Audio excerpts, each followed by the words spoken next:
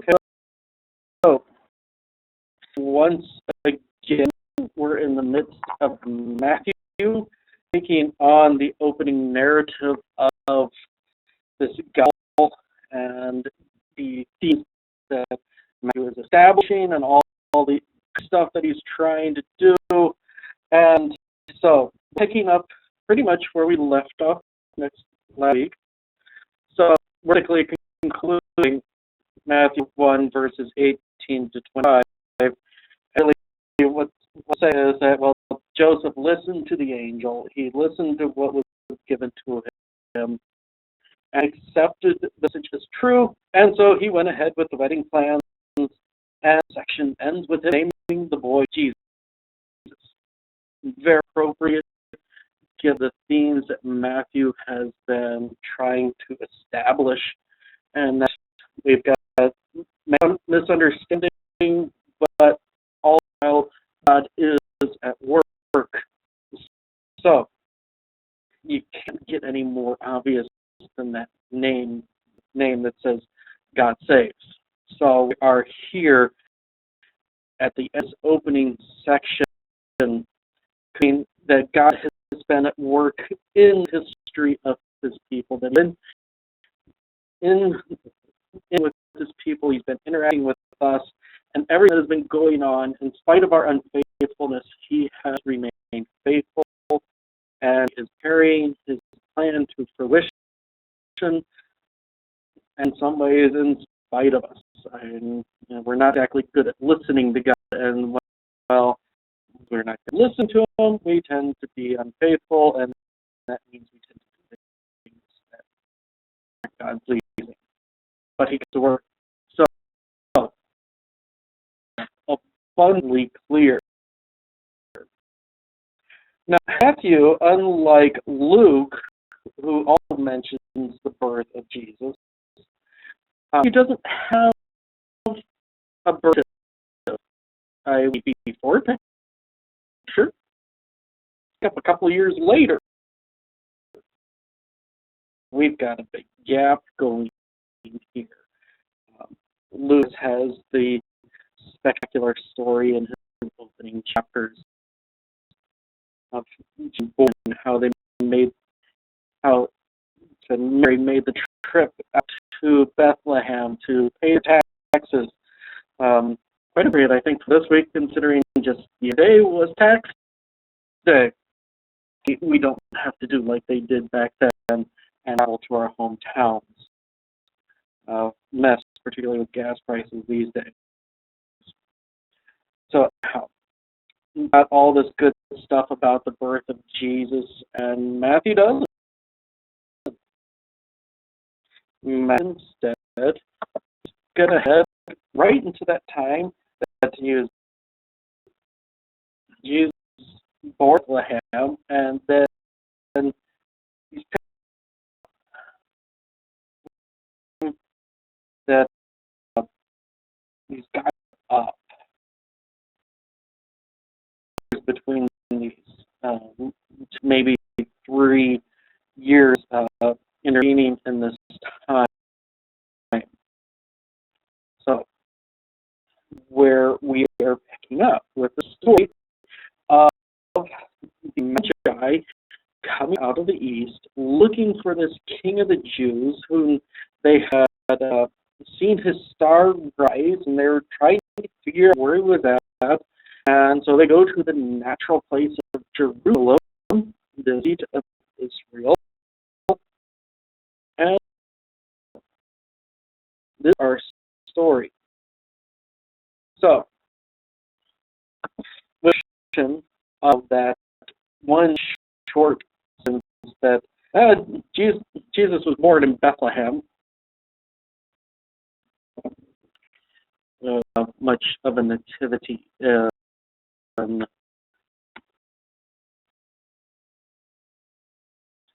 So we saw the nitty-gritty of the birth and straight to almost toddler years.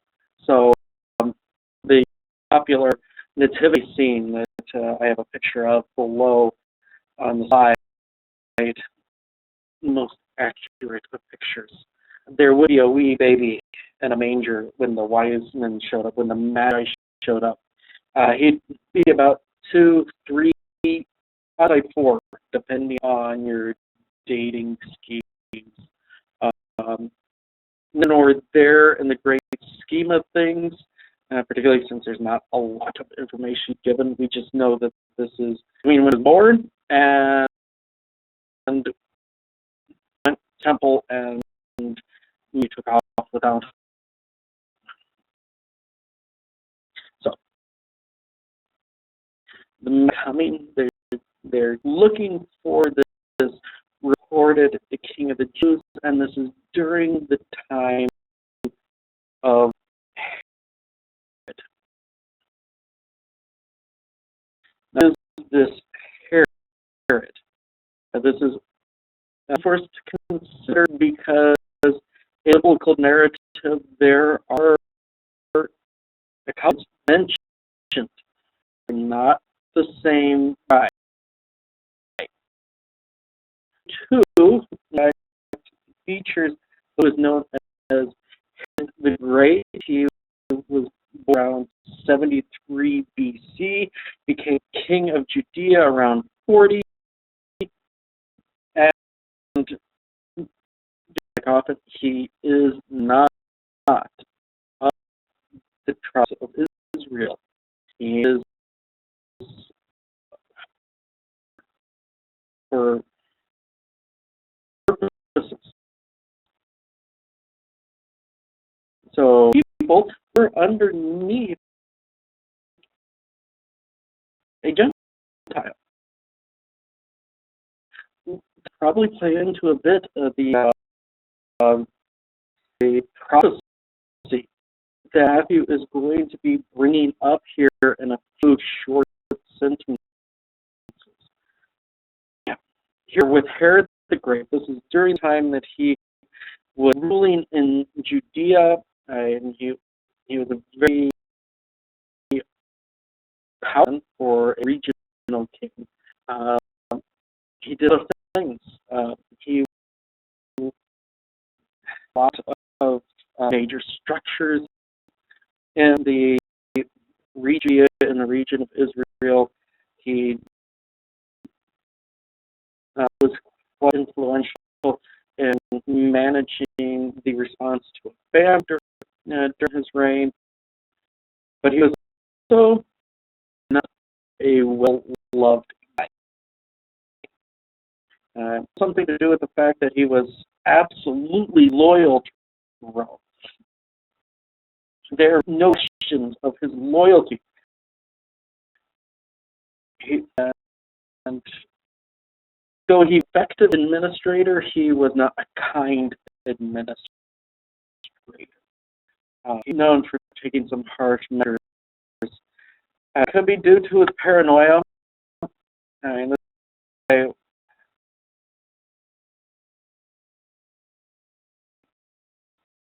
saw lots all over the place. And this guy who had a wife and a couple of his sons, he thought they were going to try and overthrow him. Not plus. I'm not sure up in that household, to be honest. To have to work your own dad killing you because he's afraid you're going to try and take his place, which is going to play a big role in the upcoming passages of Matthew that I'll probably be getting into next week. So this is precedent for to the announcement that Jesus is here, that he has been born. So anyhow, he's Gentile ruling in Jerusalem, not exactly a nation that's going to make him well loved amongst the Jewish people. And of course, he does some harsh measures. He does impose some very taxes in order to pay for his wealth, to pay for the works that he's doing.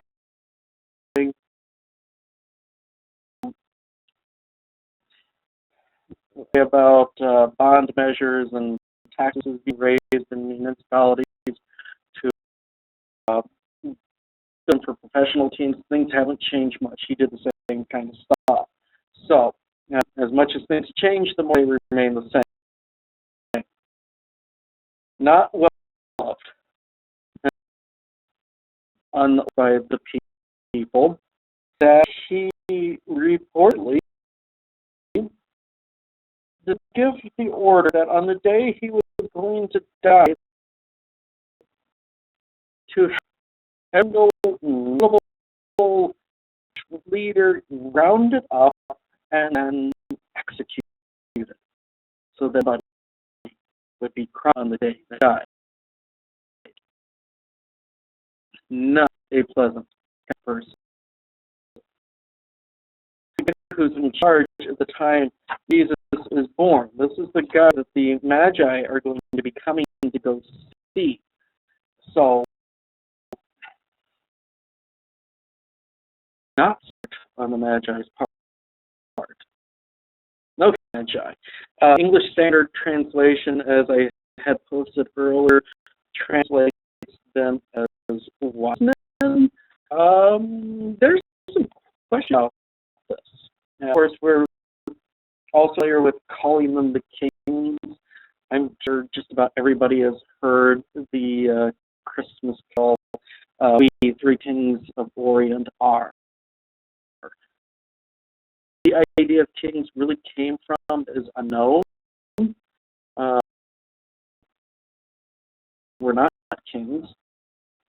Now, not a specific name. The calling them king did not appear until nearly the Middle Ages. In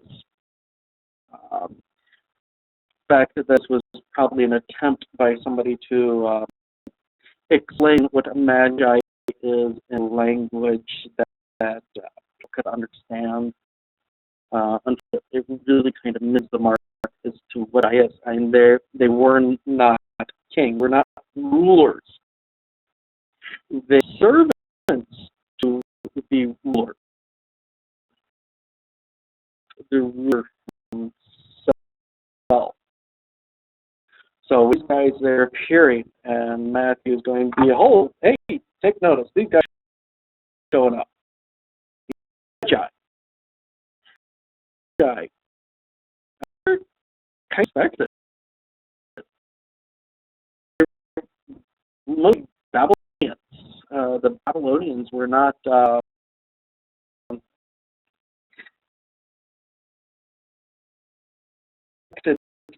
audience for Messiah. The Jewish time didn't care much for the Babylonians, and who claimed they spent pardon me, a couple centuries under rule. They weren't too thrilled with these people who had been their captors for a long time. And so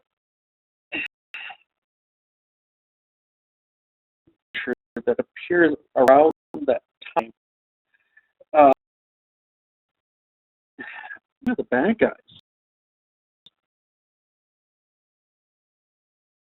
You bringing up these magi visit the Messiah is an expected event. These people leave the foil. They were normally the bad in the story. They weren't favorable characters you could sympathize with. They would be the guy in the black hat. You were supposed to dislike them. You weren't supposed to like them. Matt paints almost a victim. They go to Jerusalem not expecting the response that they were going to get. And they're favorable because they're showing up at the birth, at the hope of life. So, these men, servants of the kings who had oppressed the Jewish people, were unexpected characters. On note, to read the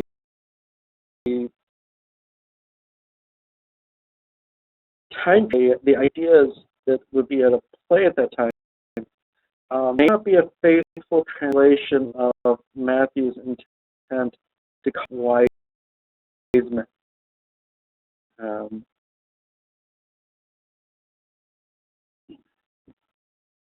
Generally viewed as fools. They were winners of divination. They were practice of, for lack of a term, the Babylonians.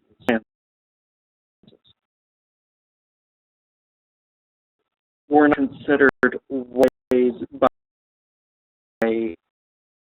standards. Because remember, the standard of wisdom in Jewish culture, it's laid in those opening chapters of Proverbs where it says, the beginning of wisdom is the fear of the Lord. These men did not fear the Lord. They could not be considered wise.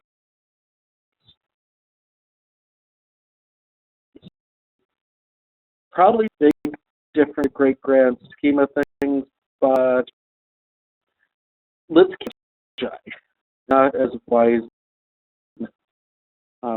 They're very smart. I am not going to knock them on that. I think they were scholars of a sort. You had to be able to do the things that they were doing. they just rise by the standards that are laid out in Scripture. So, wise. Now,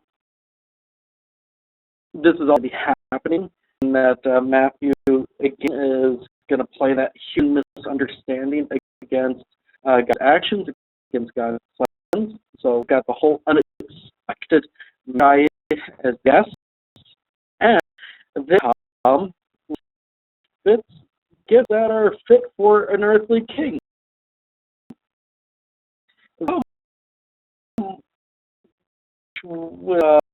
Gifts you would expect somebody who's going to be divinity. To be fair, the line between royalty and divinity was pretty low in those days. But king expecting earthly king. They were expecting Messiah. So, looking at thought was going to take over Herod, basically.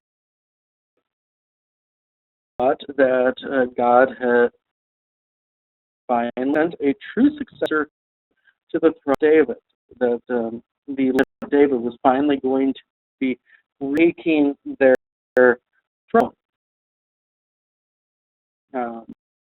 So, expecting. And figure out his own. Matthew does not care to explain this. Interpretation is that Magi as servants to the king of Babylon who had access, of course, to the archives, and who went to the king of Babylon. One day, Daniel, of course, a God-fearing man, a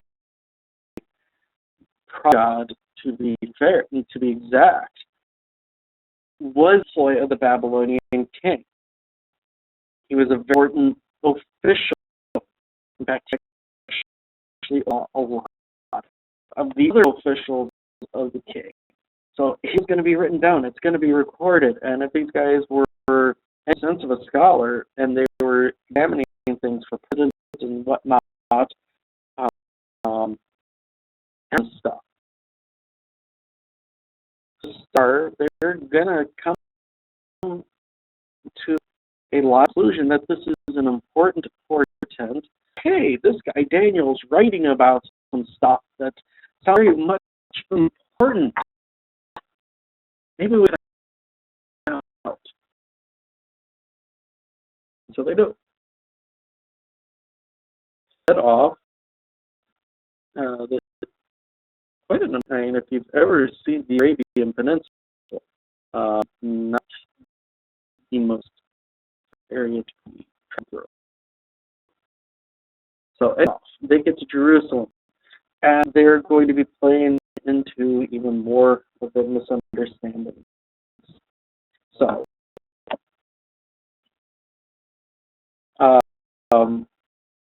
these three kids, they're going on, and yes, I did forget I had this slide going on. So, that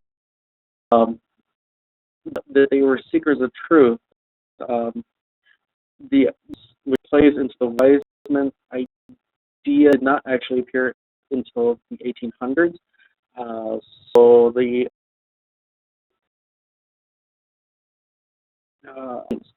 you see in some modern interpretations of the nativity story, the 1800s, and the 1800s was kind of notorious for bad scholarship. They speak a lot about things they have no evidence thereof. So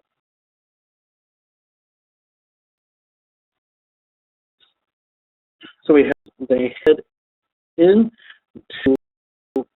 Jerusalem, and to Herod. They are looking for this king, and by standing, the king should be in Jerusalem. They could be logical place by human understanding. They went palace.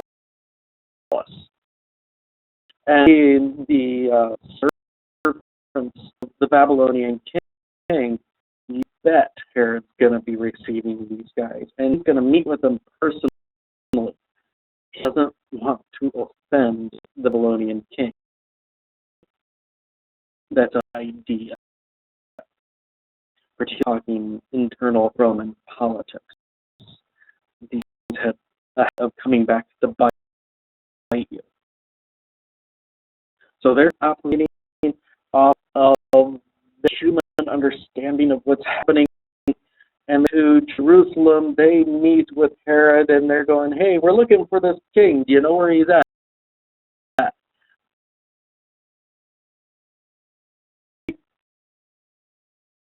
Answer gift is ultimate scripture.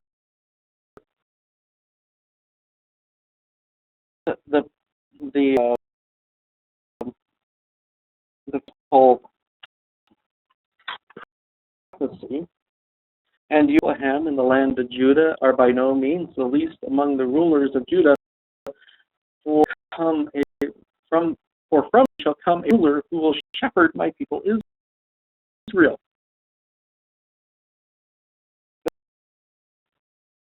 The was known by the chief priests and the scholars. They're the ones who answer the question for Herod. The Magi wanted to know.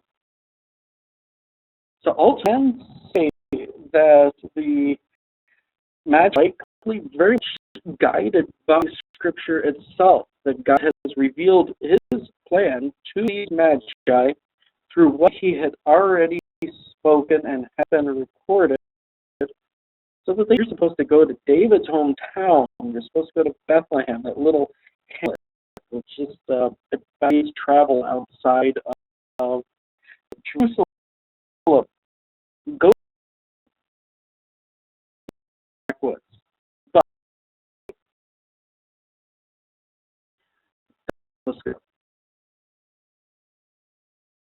No.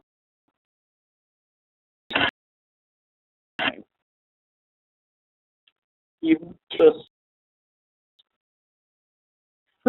priests, these people who had studied the Scriptures, who supposedly paying attention to them, didn't know what happened.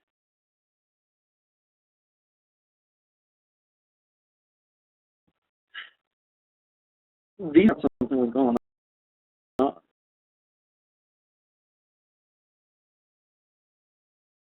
They were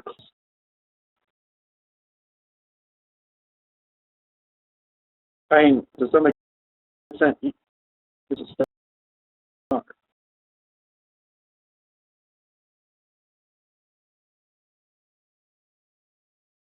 No, I didn't pay too much attention to Bethlehem. Yeah, we're not paying attention to Nazareth. These places that were down upon.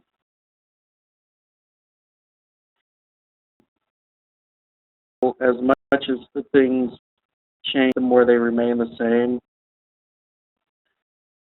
People habit of discounting weapons out in those rural areas.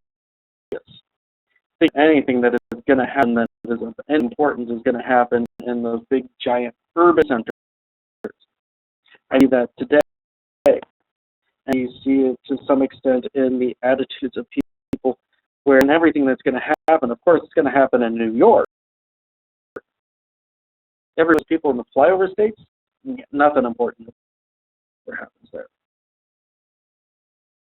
Despite the most notable figures in U.S. history come to fly over states.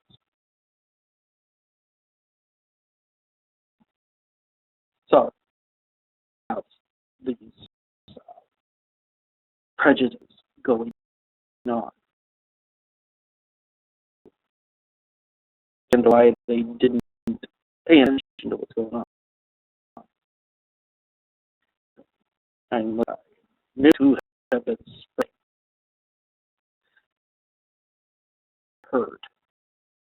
Luke reports that shepherds, they heard it from the angels themselves. They go see, and then they buy. And the chief priest mentioned to it. Yeah.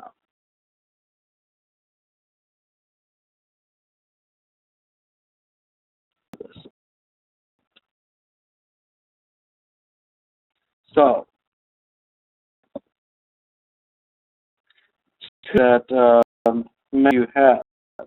And you look up Micah chapter 5, and you find that quote. You're going to find a big difference.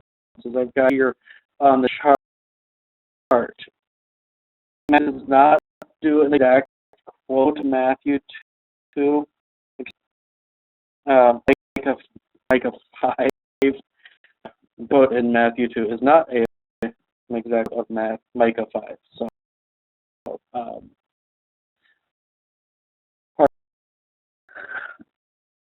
instead, we tying together a couple of different pictures. He's taking Micah 5 and he's combining it with the passage that is up, and of course I misplaced my notes.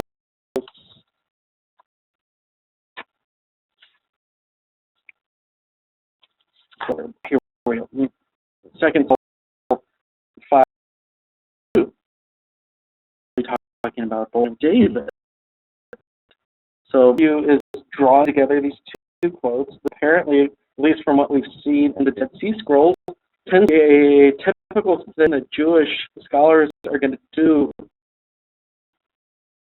with stuff to make the connection clear, draw these ideas together, and then they're going to present them as a quote. So this, which is happening during a time when the Assyrians are threatening Judea, threatening Israel. Not only everybody's all tense and war be happening, and see that hey, he's going to mess up, but there's a come, and he's going to lead my people, and he's from this town of Bethlehem. So there is along with the quotes to bring us to the Davidic line that this shepherd is going to arise from the Davidic line. I have the clue of Bethlehem, the hometown of David, in the Micah passage, and it together with something that Samuel is saying about David, explicitly clear that the fulfillment of pain, and that so this is the fulfillment of the purpose of the one who is going to come and establish his throne and rule forever. That's going on here, connecting us for everybody. So, and this is something that does happen.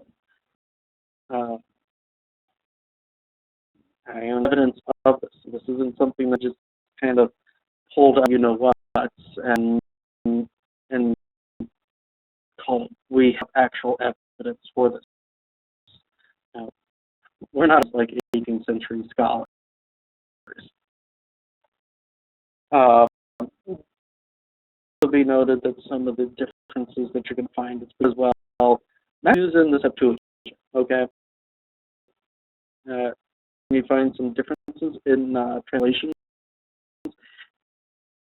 It's because the New Testament author is using the Septuagint, and our translations have a tendency, a good tendency, to use the Hebrew.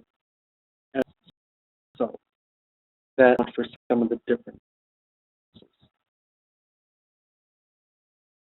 Okay, and this is just a little bit of a reiteration of what I've already said, that Micah in context, they've got this invasion that's coming. They're just the rise and take care of things. And this prophecy to that point in time of Jesus had not been fulfilled.